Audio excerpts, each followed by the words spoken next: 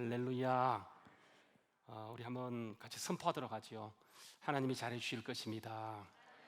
하나님이 정말로 잘해주시는 은혜가 우리 모두 함께하는 놀라운 역사가 있기를 주의 이름으로 축원합니다. 할렐루야.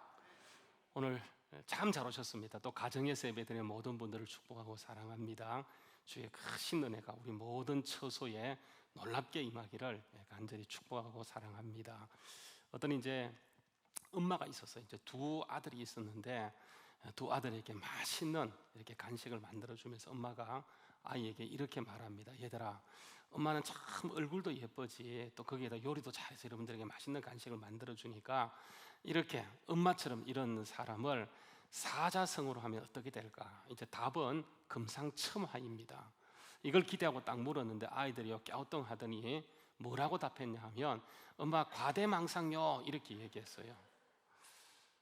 그러니까 너무 황당한 거예요. 그래서 다시 묻습니다. 그거 말고 엄마하고 딱 어울리는 거 찾아보라고 했더니 애들이 하는 말이 뭐냐 하면 자화자찬요 이렇게 얘기하는 거예요. 그러니까 엄마가 더 이상 있어는 안 됐다 싶어가지고 지시를 줍니다. 금자로 시작하는 거 찾아보라고 했더니 아이들이 금상첨화했으면 얼마나 좋겠습니까마는 금시초문 이렇게 얘기했다고 하는 거예요. 예, 감사합니다. 마스크 쓰고 웃기가 쉽지 않은데 마스크 쓰고 이렇게 웃어주시니 얼마나 감사한지 제가 참 말씀 전하는데 참 힘이 되는 것 같습니다. 근데 우리가 이제 살다 보면 이렇게 금상첨화가 금시초문되는 것은 이게 시간 문제예요. 정말 좋았던 것도 한순간 나락으로 떨어지는 경우가 참 많은데 그 나쁜 것은 좋은 것으로 바뀌는데 많은 노력과 시간이 필요하지만 좋은 것은 바닥으로 떨어지는데 순식간에 떨어지기 때문에 우리가 믿음을 지키고 신앙을 지키고 정말 은혜 가운데 선다는 이 사실은 굉장히 중요한 문제 가운데 하나라고 하는 거예요. 자, 금상첨화라고 얘기했는데 여러분 우리 주변에 교회들이 참 많은데 그 교회들 가운데 금상첨화 같은 그런 교회는 없겠습니까? 있죠, 그죠? 그게 어느 교회예요? 자, 우리 주한교회가 저는 금상첨화의 교회라고 확신해요.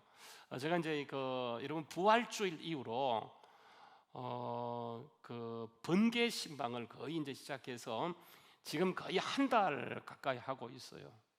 아직도 다 못 끝났어요. 왜냐하면 외곽교회를 돌고 이렇게 다녔기 때문에 한 달이 가까이 되어서 매일 나가서 이렇게 계란을 돌리고 기도하는데 아직도 다 이렇게 찾아가지를 못했어요.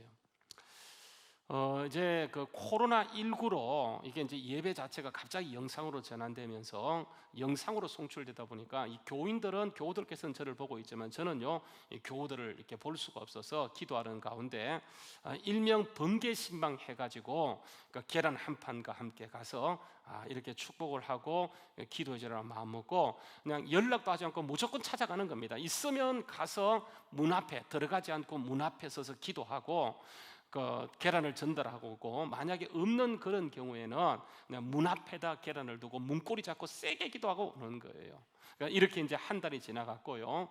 거의 이제 이번 주면 거의 끝나지 않을까. 거의 100가정 남짓 남았기 때문에 이번 주 거의 많게는 하루에 40가정 정도 했고요. 30가정 적게는 멀리 옮겨 다닐 때는 15가정 이렇게 옮겨 다녔기 때문에 거의 이제 하고요. 이번 주에 한 100가정 정도 하면 다 하지 않을까. 특히 이제 또 화요일이 노는 날이다 보니까 수요일, 목요일, 금요일 30가정 정도 하게 되면 한 90가정 정도 하면 다 한다고 보고요. 이렇게 이제 찾아가서 예배를 드리는 가운데 왜 제가 우리 주한교회가 참 좋은 교회다, 금상첨화의 교회라고 얘기하냐면 가서 이렇게 기도하게 되면 그렇게 사모들을 해요. 제가 큰 위로를 받게 되어져요. 목사는 별로인데 수준 높은 교인들의 간절히 사모하는 것을 보면서 얼마나 감사한지 정말 도전을 받고 큰 위안을 받고 돌아올 때가 참 많았습니다. 그래서 참 몸은 힘든데 가서 기도할 때마다 기도를 받으면서 은혜 받는 그 모습을 보면서 어떤 사람들은 눈물을 펑펑 흘리세요. 울고 또 이렇게 감동을 받는 걸 보면서 정말 제가 큰 은혜를 받고 진짜 우리 주한교회 말로 정말 좋은 교회고 금상첨화의 교회라고 하는 것을 다시 한번 느끼게 되어지고 그 마음으로 돌아와서 큰 격려와 위로를 받게 되어지는데 이렇게 우리 주한교회도 굉장히 좋은 교회이지만 더 좋은 금상첨화의 교회는 없겠습니까? 이쪽 그죠? 저는 그 교회가 바로 고린도 교회라고 확신해요. 고린도 교회는 굉장히 좋은 교회. 왜냐하면 고린도 교회가 좋은 교회가 되어지는 것을 여러분 아시는 것처럼 이 교회는 목회자가 개척한 개척자가 누구냐면 사도 바울입니다. 최고의 목회자예요. 더 이상은 없어요. 진짜 천운이고요. 그러니까 하나님의 특별한 은혜가 임한 교회라고 할 수가 있는 그런 교회예요. 어떻게 그런 목회자를 만날 수 있겠습니까? 한번 생각해 보세요. 못 만나죠. 근데 그런 탁월한 목회자를 만났다는 이 사실이 고린도 교회의 입장에서는 굉장히 기쁜 일이었기 때문에 그들은 100번 1000번 감사하는 게 마땅해요. 저도 종종 이렇게 이제 교인들로부터 문자를 받게 되어지는데 어떤 교인들은 이런 문자를 보냅니다. 목사님이 우리 교회 담임 목사인 것을 너무 행복하게 생각합니다 하면서 문자를 간혹, 자주는 아니고 간혹 보내는 분이 계세요. 또 보내는 분들 가운데 몇 분이 계세요. 그러면 여러분 그 문자를 받는 순간 제 마음속에 큰 위로가 되고 격려가 되는 건 사실이잖아요. 근데 저는 아무것도 아니에요. 근데 바울 사도는 최고의 주의 종이에요. 사도 중에 사도가 누구냐 하면 이게 바울이지 않습니까? 그러니까 그런 최고의 사도를 만난 일이 보통 일이 아니고 정말 엄청난 축복이고 감사해야 되는데, 가만히 성경 문맥을 통하여 보게 되면 이 고린도 교회가 그런 최고의 주의 종을 만나서 기뻐하고 감사하기는커녕 오히려 불평과 원망을 쏟아내는 것을 많이 보게 되어져요. 여러분, 바울 사도는요 탁월한 점도 있지만은 특히 비주얼과 관계에서는 별로 내세울 게 없는 사람이에요. 그러니까 머리가 거의 없어요. 머리숱이 없어요. 그 말을 대머리라고 얘기하잖아요, 그죠? 근데 거기에다 키도 굉장히 작고 못생겼습니다. 그리고 말도 잘 못해요. 그래서 말은 항상 조랍니다. 말을 잘 못해요. 그러니까 설교자가 말을 못하다 보니까 그 말 때문에 계속 공박과 공격을 당하게 되어지고, 거기에다가 건강도 썩 좋지 못해요. 그러니까 여러분, 고린도 교회가 그런 바울을 보면서 하는 말이 뭐냐면 계속 공격하고 꼬투리 잡는데 바울 사도가 얼마나 힘든지, 이건 해도 너무한 거예요. 그냥 간단하게 넘길 문제가 아니에요. 그러니까 금상첨화를 그들은 완전히 금시초문으로 만들어 버린 거예요.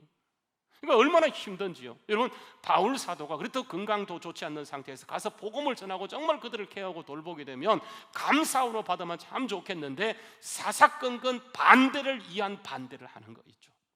계속 반대하다 보니까 바울 사도가 너무 힘들어지게 되어지는 거예요. 얼마나 힘든지. 아예 악랄하기로 정말 짝이 없을 정도로 너무너무 악한 교회가 이 고린도 교회 축에 속하는 거예요. 그런데 여러분, 고린도 교회만 그런 것이 아니라 사실 따지고 보게 되면 바울 주에 있는 모든 교회들이 정말 그런 교회인데, 한술 더 떠는 교회가 데살로니가 교회예요. 갈라디아 교회예요.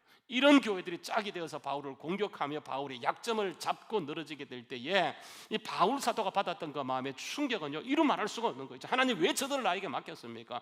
왜 저들을 나에게 맡겨서 이렇게 힘들게 하십니까? 하는 그런 마음이 들지 않겠습니까? 여러분, 모세도 마찬가지입니다. 모세도요, 그러니까 하나님의 백성을 이끌고 가는 과정에서 계속 그들이 공격하고 모세를 향해서 뭐 이런저런 원망을 쏟아낼 때 모세가요 피로도를 느끼게 돼요. 그때 모세가 했던 말이 뭐냐 하면 하나님을 향한 원망이거든요. 여러분, 그 민수기 11장 1절 말씀, 민수기 11장 11절부터 12절 말씀에 보게 되면 모세가 하나님께 항변합니다. 모세가 여호와께 여짜오되 어찌하여 주께서 종을 괴롭게 하시나이까?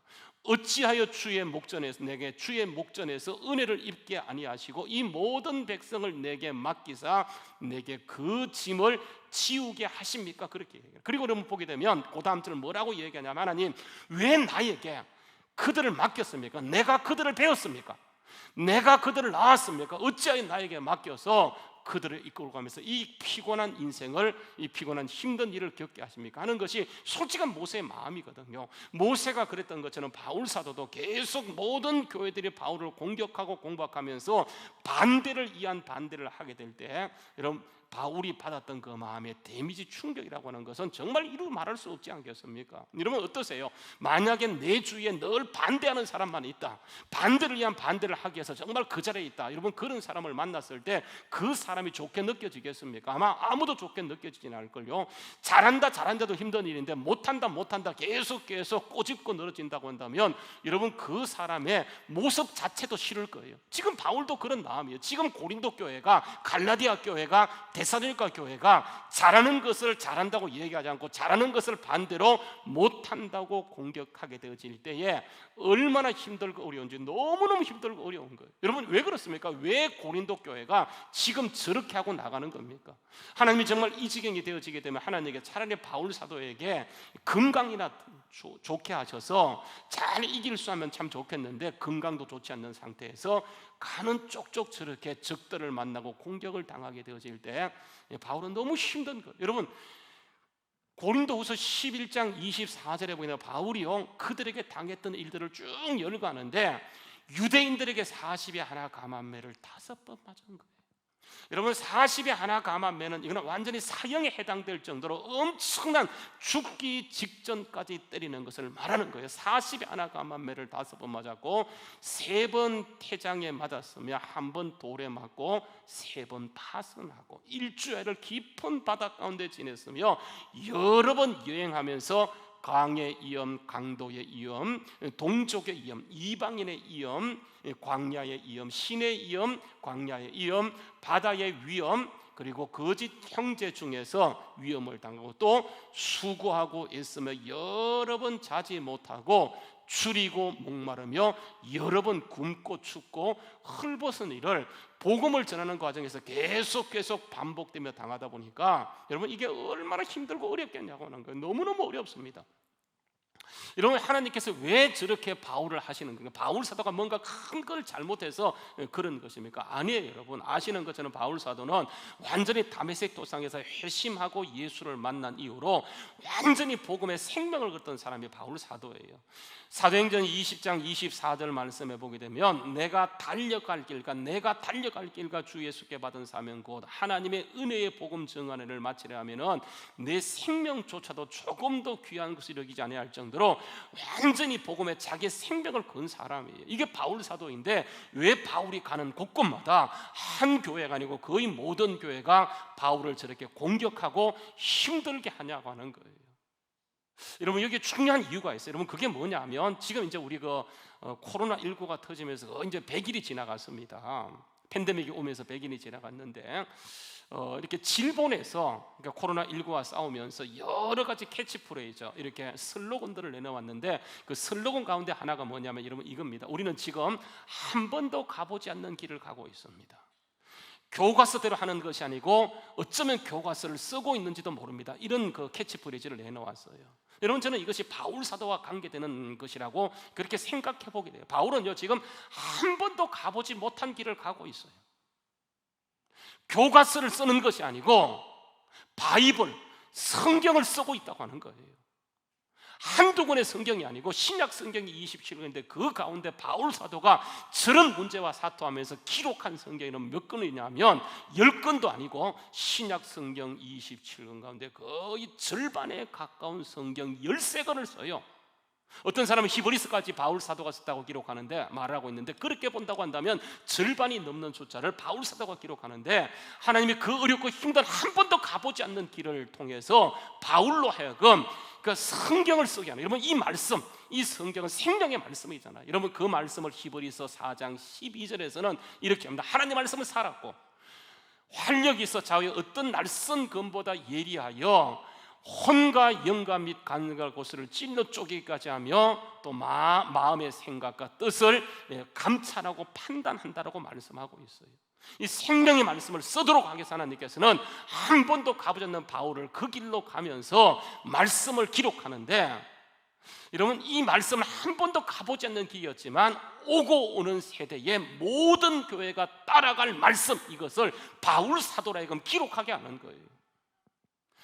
모든 교회가 따라갈 길이 어떤 길입니까? 그 길을요 오늘 12절 본문 말씀에서 이렇게 얘기합니다. 12절 말씀에 보게 되면 우리가 세상에 대하여 특별히 너희에 대하여 이렇게 말씀하는 거예요.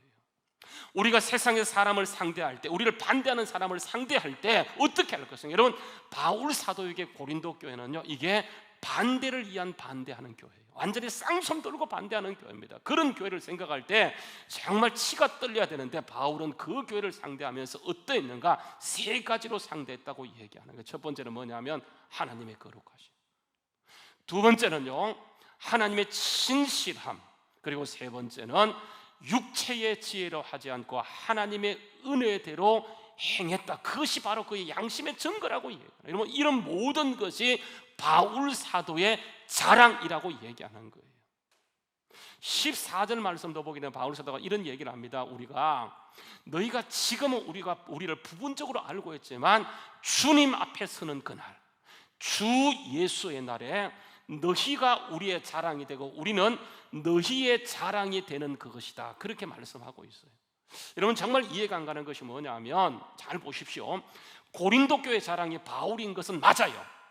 어디 가서 그런 탁월한 교육자를 만납니까? 못 만나죠. 그래서 고린도 교회 자랑은 바울이지만 바울의 자랑은 고린도 교회가 될 수 없어요. 왜냐하면 바울의 근심 덩어리가 이거 고린도 교회예요. 이래도 문제를 일으키고 저래도 문제를 일으키니까 정말 꼴도 보기 싫은데 바울은 뭐라고 얘기하냐면 너희의 자랑이 우리가 된다, 우리의 자랑이 너희가 되기를 원한다라고 얘기하고 있어요.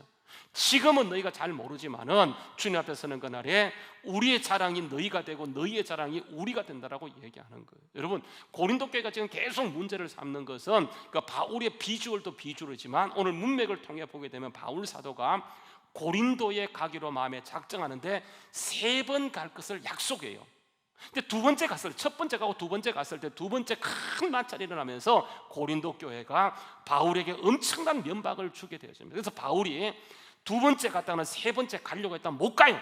갈 수가 없어요. 가게 되면 싸움이 대판 일어나기 때문에 못 가게 되다고 얘기해요. 근데 그것을 가지고 고린도가 터집을 잡는데 사도가 돼가지고 말이야, 사람들이 조금 말했다고 저렇게 안 온다고 저것 보러 가면서 찌질이라고 얘기하면서 계속 바울을 씹어대는데 얼마나 힘든지 몰라요. 근데 바울은 그런 교인들을 향해서 뭐라고 얘기하냐면 너희가 내 자랑이다. 이건 말도 안 되는 거예요. 정말 있을 수 없는 얘기예요. 근데 있을 수 없는 것을 누가 이루어가냐면 하나님이 이루어갔다고 하는 거예요. 뭘 통해서요? 그게 여러분 20절 말씀이에요. 오늘 본 말씀 20절 읽지는 않았지만 다 읽어야 돼. 읽지 않은 것은 이게 합독을 하다 보니까 말씀이 길게 되면 이게 조금 어려움이 있어서 짧게 12절부터 14절까지 읽었습니다만은 전체 연결되는 말씀 가운데 여러분 20절 말씀에 보게 되면 왜 고린도 교회가 바울의 자랑이 되어지는가? 20절 말씀에 보게 되면 하나님의 말씀, 하나님의 언약 때문이라고 하는 거예요.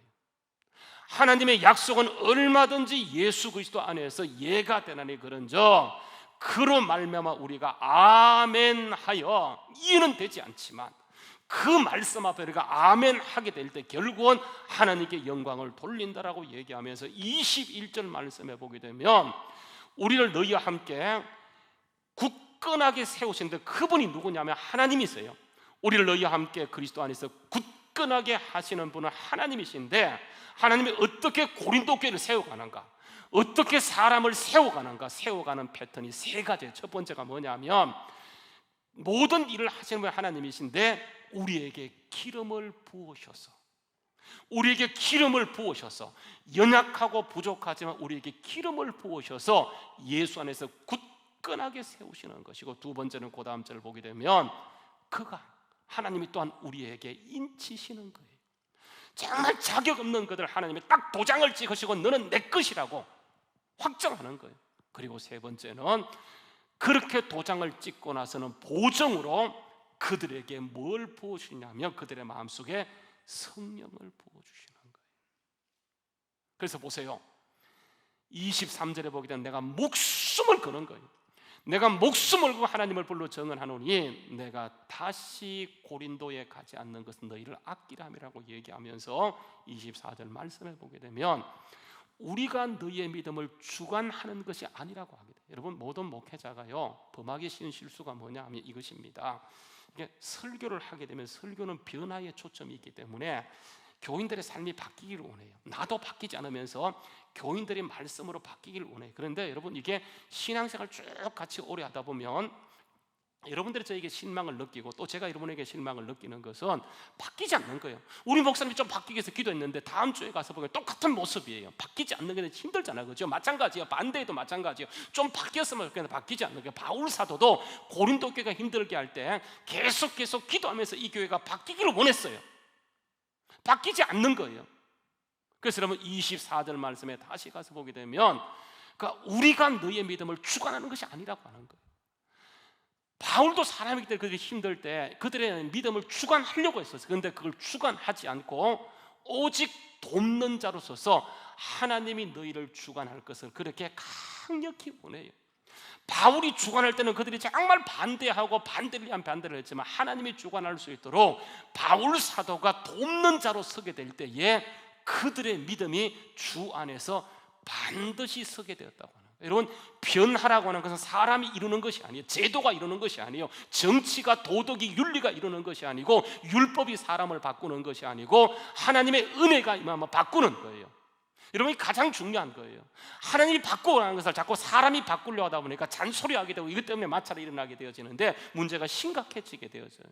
여러분 한번 보세요. 누가복음 10장 38절부터 42절 말씀까지 보게 되면 그 유명한 사건이 기록되어져요. 한번 같이 우리 한번 성경 말씀을 펼쳐서 한번 읽어봅시다. 누가복음 한번 보세요. 누가복음 10장 38절 말씀부터 마이크 넣어주세요. 누가복음 10장 38절 말씀부터 42절 말씀까지 한번 읽어보시죠. 같이 한번 읽자. 시작. 그들이 길 갈 때에 예수께서 한 마을에 들어가심에 마르다라 이름하는 한 여자가 자기 집으로 영접하더라.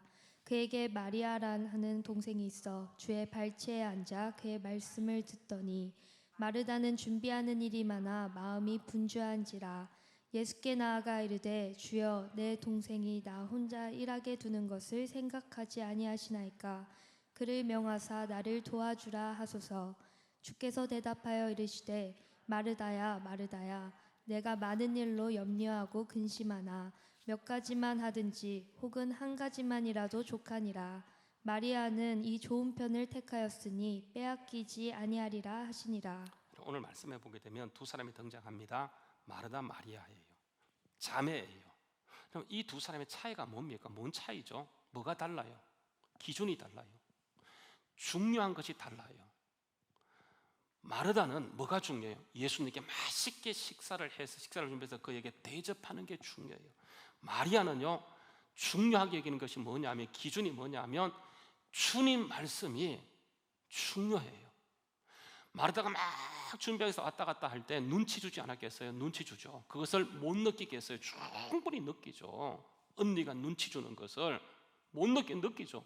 근데 여러분, 마리아가 그 눈치를 받으면서 그 자리에 앉아 있는 것은, 그에게 중요한 것은 그 눈치보다도 뭐예요? 주의 말씀이 훨씬 더 중요한 거예요. 그래서 그 앞에 앉아 있는 거예요. 사람은요, 자기가 중요하게 여기는 것을 중심을 따라 움직이게 되어져요. 세상 사람이 보세요. 중요하게 여기는 것은 뭡니까? 이게 자기 자신이에요. 자기의 출세, 자기의 가족, 자기의 건강, 자기의 명예, 자기의 자랑, 이걸 다 중요하게 여겨요. 여러분, 딱 우리가 예수 믿는 순간 우리의 중요도가 바뀌게 돼요. 우리는 예수를 구주로 영접하는 순간 우리는 우리가 주인이 아니고 예수님이 중요해요. 그래서 우리는 가장 중요한 것이 오직 예수예요. 그 예수님은 내 생명보다 귀해요. 내 목숨보다 귀해요. 바울 사도가 여러분 아까 보았던 말씀처럼 사도행전 20장 24절 말씀에 뭐라고 얘기합니까? 내가 달려갈 길과 주 예수께 받은 사명 곧 하나님의 은혜의 복음을 전가하는 일을 마치려면은 내 생명조차 조금 더 귀한 것을 여기지 않는다. 여러분, 딱 예수 믿고 주인이 바뀌는 순간 중요한 기준이 달라졌어요. 그에게 기준은 자기의 명예, 자기의 자랑, 자기의 가족, 자기의 입장이 아니고 오직 예수 그리스도이기 때문에 그분께 받은 사명을 전하기 위해서는 뭘 거냐면 자기 목숨까지도 걸어요. 마르다, 마리아 둘 다 틀리지 않았어요. 둘 다 정말 중요한 사람이에요. 근데 이들은 중요한 게 달랐어요. 마르다 이름의 뜻이 뭔지 아십니까? 마르다 이름은 여주인이라는 말이에요. 여주인의 입장에서 손님이신 예수님을 대접하는 것이 목적이었지만, 마리아는 여주인이 아니고 종의 입장으로 예수님을 모셔서 예수님의 말씀에 절대적인 가치를 두었어요. 그래서 보세요, 예수님 뭐라고 얘기하냐면 누가복음 10장 42절 말씀 보게 되면 그렇게 불평하는 마리아에게 주인의 입장이 되어서 예수님을 손님으로 불평하는 그에게 예수님 하신 말씀이 뭐냐면 몇 가지만 하든지 혹은 한 가지만 더 족하니라. 마리아는 이 좋은 편을 택하였으니 빼앗기지 않을 것이다. 여러분, 좋은 것이 있고 더 좋은 것이 있어요. 더 좋은 것 앞에 좋은 건 아무것도 아니에요. 이거는 가려져야 돼요. 근데 사람들이 더 좋은 것을 내려놓고 좋은 것을 쫓아가다 보니까 결국은 마리아가 범했던 실수를 여전히 범하며 살아가는 것을 보게 되어져요. 주님은 가장 좋은 분이세요. 우리의 주인이시고 생명이시고 우리의 전부이신 분이신데, 그분을 만났을 때 이 모든 것을 내려놓고 먼저 그 나라와 그 의를 구해야 되는데, 그 나라와 그 의가 아니고 내가 좋아하는 것을 쫓아가기 때문에 결국은 마르다가 범했던 실수를 계속 범하며 살아가는 것을 보게 되어져요. 결국은 이 모든 것을 바꾸는 것은 주님이세요. 하나님이 바꾸어 가시기 때문에 그분에게 우리가 모든 것을 맡기는 것 대단히 중요해요. 여러분, 왜냐하면 하나님이 우리의 주인이시잖아요. 그분은 절대로 손님이 아니에요. 우리의 전부이시고 우리의 주인이신 분이시 바로 예수님이세요. 여러분, 여러분에게 중요한 것은 무엇입니까? 무엇이 가장 중요하세요? 무엇 때문에 이 자리에 나오셨습니까? 우리에게 가장 중요한 것은 예수 믿는 그 순간부터 절대적으로 오직 예수가 되어져야 되는데, 많은 사람이 예수를 믿으면서도 주님이 주인 되지 못하고 내 생각과 내 입장에서 나아갈 때가 굉장히 많다고 하는 거예요. 정말 주님이 주인 되기 위해서 우리가 철저하게 주님께 모든 것 맡기는 것, 여러분 이것밖에 없다고 하는 거 아시겠습니까? 그래서 믿음은 딴 것이 아니에요. 완전히 주님을 주님으로 모시고 그분께 내 생명까지 올려드리는 것, 여러분 이게 믿음이에요. 사람들이 이렇게 얘기하게 되면 굉장히 부담스러워합니다. 주님이 주인 되게 하십시오 이렇게 얘기하면 부담스러워요. 그런데 여러분, 이건 절대로 부담스러울 일이 아니고 너무 감사한 일이에요. 왜냐하면 하나님이 그 좋은 모든 것을 다 에덴 동산에 두셨는데 사단에게 속아서 빼앗겼어요. 완전히 도둑질 맞았어요. 근데 예수님이 오셔서 그것을 빼앗아서 우리에게 주셨어요. 다시 회복하시고 주신 거예요. 그래서 여러분, 예수님은 예수 안에 모든 게 들어있어요. 예수님이 주인 될 때 주님이 회복하신 것이 우리에게 되어지는데, 예수 안에 뭐가 있냐면 바울 사도는 골로새서 2장 3절 말씀에 이렇게 얘기합니다. 그 안에, 예수 안에 지혜와 지식의 모든 보화가 그 안에 감춰져 있어요. 그분이 주인 되어질 때 그분의 감춰진 보화가 우리에게 풀어지고 회복되어지고 그때부터 강력한 승리가 있어지게 되어지는데, 우리는 좋은 것을 붙들고 더 좋으신 가장 베스트 최상급인 예수님을 놓치기 때문에 결국은 보세요. 나는 좋은 것을 쫓아갔지만 좋은 것이 아니고 금상첨화해서 한순간에 미끄러지는 그런 경우들이 굉장히 우리의 삶 속에 많다라고 얘기합니다.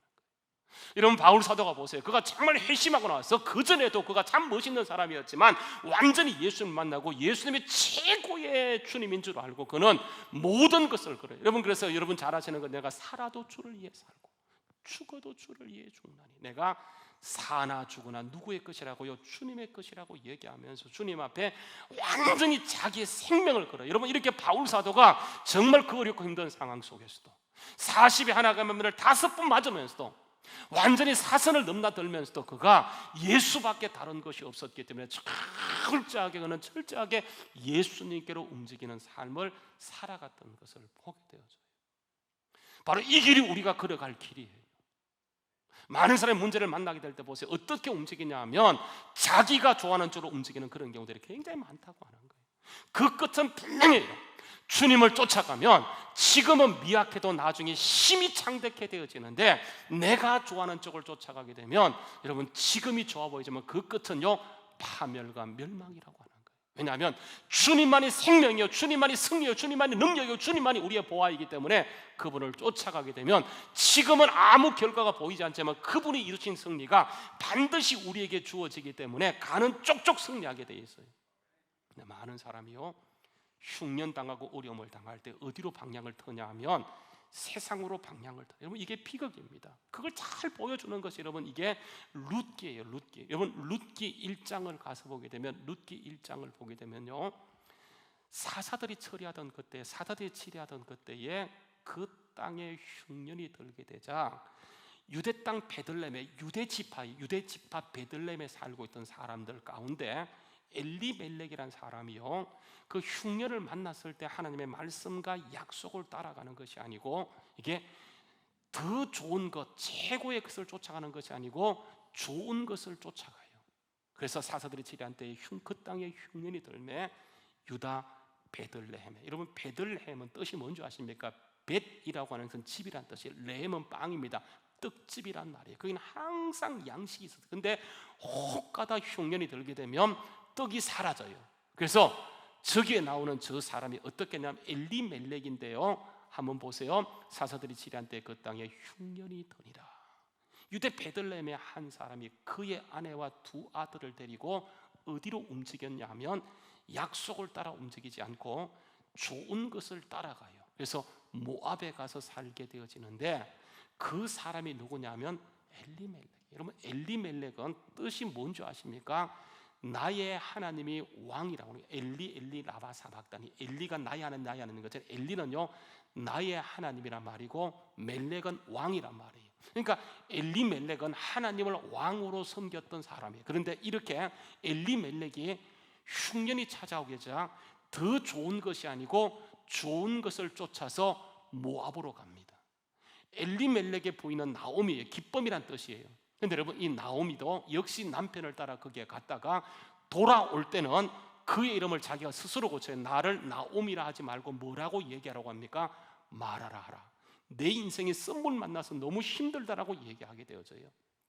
그래서 보세요. 거기 3절 말씀해 보게 되면 엘리멜렉이 자기 가족을 데리고 좋은 것을 쫓아서 보이는 것에 좋은 것을 쫓아갔다가 거기에서 엘리멜렉이 죽어요. 그리고 남은 자가 누구냐면 나오미하고 두 아들이 남게 되어져요.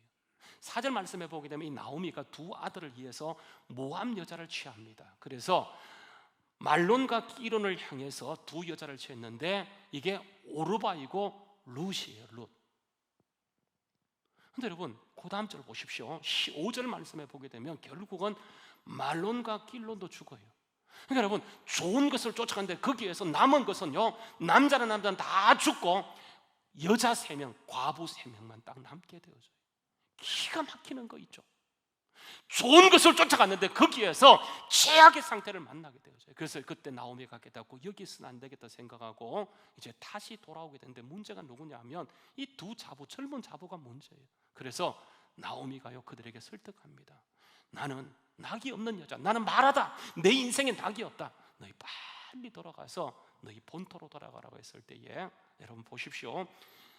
룻기 1장 14절 말씀에 룻기 1장 14절 말씀에 여러분 가서 보시게 되어지면 이렇게 얘기합니다. 룻기 1장 14절 그들이 소리 높여 다시 울더라. 오르바는 그의 시어머니에게 입 맞추고 떠나가는데 룻은 어떻게 하냐면 나오미를 붙쫓아요.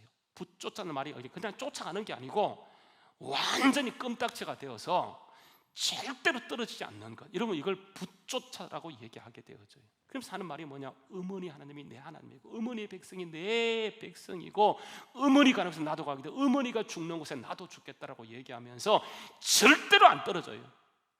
그래서 나오미가 얘기하면 니 나 따라가면 아무것도 없다 고생길이 후원한다 그러니까 그래도 가겠다고 하는 거예요. 정말 고생길이 뻔해요. 거기 가면 힘든 길이 뻔해요. 그러나 하나님의 약속을 그가 알았기 때문에 돌아갑니다. 고생해요. 그러나 거기서 만난 사람이 보아스고 보아스는 다윗의 할아버지, 다윗의 정조 할아버지가 다윗의 2세의 할아버지가 되어지고 다윗이 태어나고 여러분 그 룻이 누가 되냐 하면 아시는 것처럼 예수님의 족보의 그 핵심의 자리에 들어가는 사람이 되죠. 엘리멜렉은 좋은 것을 쫓아갔다가 많은 것을 잃었지만 전체를 잃었지만 룻은요 더 좋은 것을 쫓아갔다가 아무것도 없는 상태에서 모든 것을 회복하는 것을 보게 되어져요. 흉년은 다 만납니다. 문제는 다 만나. 여러분 거기에서 우리가 어디로 움직이는가 이것은 굉장히 중요한 문제예요. 많은 사람이 어떤 문제가 주어지게 되면 적어도 진짜 정말 그 사람이 내가 엘리멜렉이라고 한다면 하나님이 나의 주인이라고 한다면 하나님 나의 왕이라고 한다면 그 상태에서 우리가 하나님께서 약속으로 움직여야 되는데 대부분의 사람들이 어떻게 움직이냐 하면 내게 좋은 쪽으로 움직여요. 약속은 제껴놓고 내게 좋은 쪽으로 움직이다가 결국은 가서 보게 되면 모든 것을 잃어버리는 것을 보게 되어져요. 여러분 주님이 가신 이 길은요 생명의 길이에요. 능력의 길이에요. 모든 보화가 숨겨져 있는 길이기 때문에 지금은 감춰져 있지만 그 길을 쫓아가게 되면 주님께서 주님을 통해 이루신 승리가 우리의 삶을 통해 반드시 회복되는 역사가 있게 될 줄로 믿습니다. 이게 승리의 길이라서 그래요. 절대로 실패치 않는 것, 100% 승리가 보장되는 것, 확실하게 보정이 있는 그 길이기 때문에 그 길로 달려가게 되어지면 하나님이 그 가정과 그 사람을 세우셔서 하나님의 강력한 역사를 지금도 일으켜내는 은혜가 있게 될 줄로 믿습니다. 여러분 어디로 움직이시겠습니까? 우리 한번 같이 찬양하길 원하는데요, 한번 같이 일어나서 한번 찬양하십시다. 주의 길을 가리, 비바람이 앞길을 막아도 나는 가리, 주의 길을 가리. 눈보라가 앞길을 가려도 나는 가리 주의 길을 가리. 이 길은 영광의 길, 이 길은 승리의 길. 험한 파도 앞길을 막아도 나는 가리 주의 길을 가리. 모진 바람 앞길을 가려도 나는 가리 주의 길을 가리. 이 길은 고난의 길, 이 길은 생명의 길, 나를 구원하신 주님이 십자가 지고 가신 길. 우리 같이 함께 찬양하도록 하겠습니다.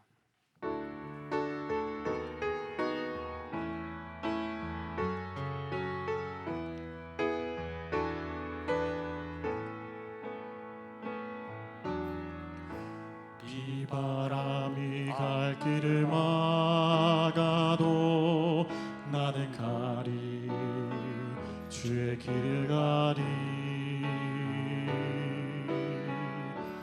눈보라가 앞길을 가려도 나는 가리 주의 길을 가리. 이 길은 영광의 길, 이 길은 승리의 길. 나를 구원하신 주님이 십자가 지고 가신 길. 나는 거리라 주의 길을 가리라.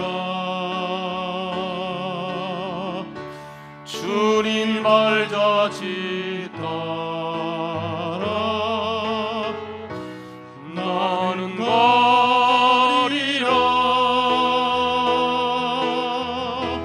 나는 가리라. 주의 길을 가리라. 주님 발자취 따라 나는 가리. 험한 파도 앞길을 막아도 앞길을 막아도 나는 가리 주의 길을 가리. 모진 바람 앞길을 가려도 나는 가리 주의 길을 가리. 이 길은 고난의 길, 이 길은 생명의 길. 나를 구원하신 주님이 십자가 지고 가신 길. 나는 거리라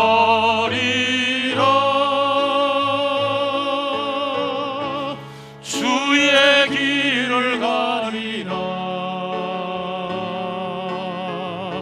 주님 발자취 따라 나는 가리라.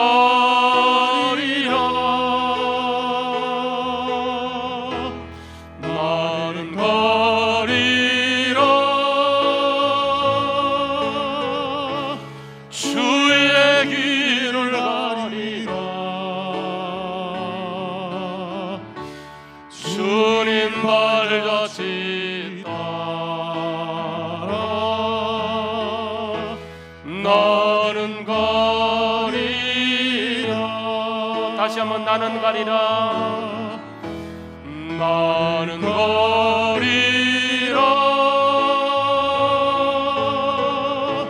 주의 길을 가리라. 주님 발자취 따라 나는 가리라.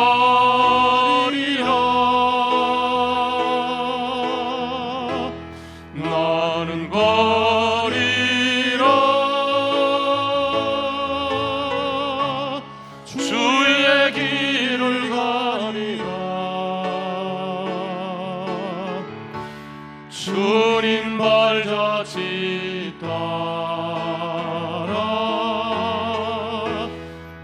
나는 가리라. 사랑하는 여러분, 우리의 자랑이 주의 발자취 따라가는 것이 될 수 있기를 간절히 소망합니다. 여러분, 가장 염려되는 게 뭔지 아십니까? 우리가 2달 넘게 9개월, 10개월, 9주, 10주 동안 집에서 가정에서 예배드리다 보니 그게 익숙해졌어요. 여러분, 그것은 비상시기에 하는 것이지 이게 정상이 아니에요. 근데 여러분, 이게 익숙해지다 보니까 교회 나오는 것이 어색해지고 있는 모습 아닙니까? 여러분, 주님 따라가는 길은요, 고난의 길이에요. 마이너스의 길이에요. 처음에는 길도 보이지 않는 길이에요. 여러분, 그 길을 아무도 가보지 않는 길이지만 그 길을 따라갔을 때 하나님께서는 바울을 혼자 두지 않고 성경을 13권이나 기록하게 하는 거예요. 신약 성경의 가장 영향력 인물, 정말 예수님으로 가장 세상을 바꾸는 영향력 인물이 누가 되었습니까? 바울 사도가 되었잖아요. 그 영광의 자리를 높이기 위해서 그를 홀로가 아닌 주님의 길을 가게 하셨어요.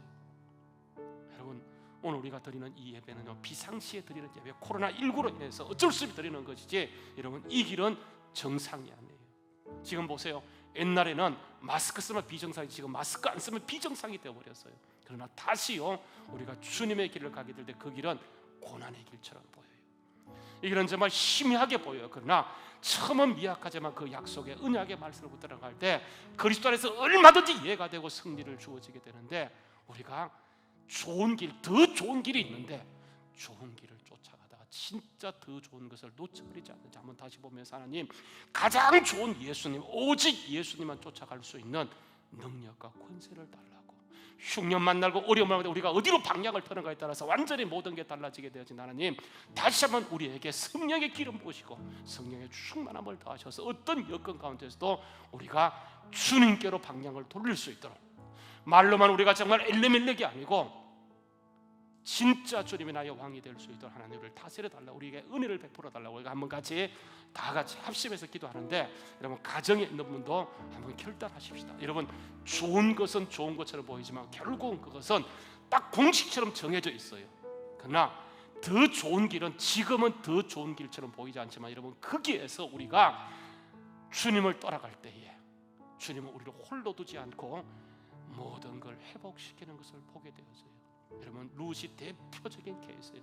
룻은 아무것도 보이지 않는 상태에서 하나님의 약속을 붙들어갈 때 그는 완전히 이방 여자였고 버림받은 여자였고, 과부는 가장 비참한 여자였지만 하나님의 가장 존귀한 자리로 높여줬던 것을 보게 되었어요. 여러분, 우리의 입장이 어떤 입장입니까? 우리의 환경이 어떤 상황입니까? 그것을 바꿀 수 있는 분은 오직 예수밖에 없어요. 그분이 오셔서 빼앗겼던 모든 것, 아담이 빼앗겼던 모든 것을 회복하시고 예수 안에 보화를 담아 두셨기 때문에 우리가 주님께로 방향을 돌리면 반드시 주님이 우리 가정을 다시 회복시키시고 우리의 가는 길을 회복시키시고 가장 좋은 역사로 이끌어가는 은혜가 있게 될 줄로 믿습니다. 하나님, 우리에게 성령의 충만함을 주시고 어떤 상황 속에서도 가장 좋은 것 되시는 예수님을 향해 나갈 수 있도록 우리에게 은혜와 능력을 달라고, 우리 한번 같이 합심해서 우리 한번 같이 주여 한번 크게 부르짖고 가정에서도 기도하시길 바랍니다. 한번 주여 크게 부르짖고 기도하겠습니다.